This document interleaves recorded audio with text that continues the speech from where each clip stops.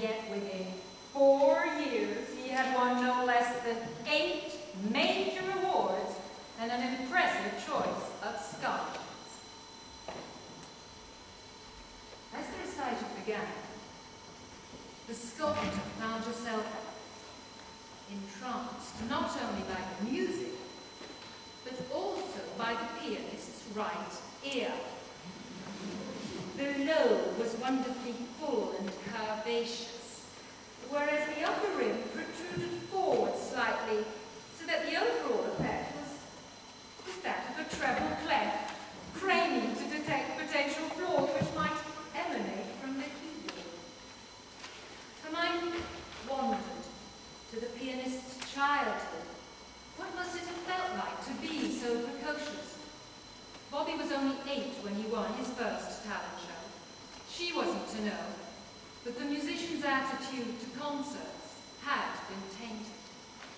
During the standing ovation, the little boy had clutched his prize cup, merrily waving it over his head, sure that his heart would burst with pride and happiness.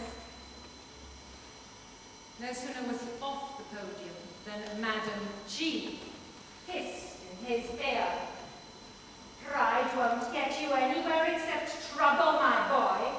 One doesn't play for enjoyment. One plays for perfection."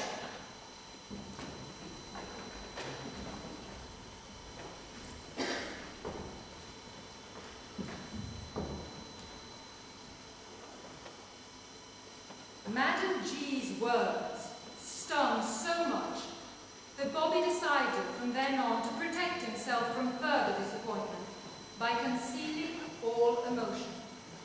He retreated into a separate world and began imagining concerts as banquets, where he played host with a beautiful companion, only that his companions were his pianos.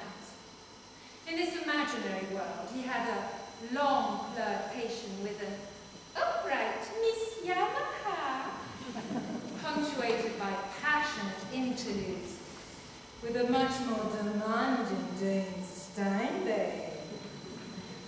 As the boy grew into a man, however, a real girl entered his life and wooed Bobby out of his shell.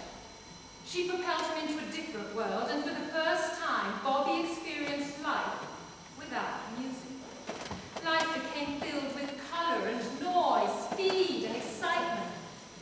And for several years, Bobby tried to keep pace with the girl's tempo, but whenever he attempted to share his inner world, the girl mocked him and brought him back to earth in the same cruel way as Madame G had. This reinforced his insularity until Bobby felt like the caged bird, unable to spread his wings. Years passed uneventfully until one day Bobby was presented to Signora Fazioli, a young pianoforte from Venice. The Italian's richness in tone and elegant countenance captivated him instantly, for they were unlike any he'd known with Miss Yamaha or Dame Steinbeck. In Signora Fazioli's company, Bobby felt strong and powerful. He had only to enter a concert hall to feel the instrument's majestic presence, and the hair at the back of his neck curved in anticipation as he longed to feel her quiver beneath his touch.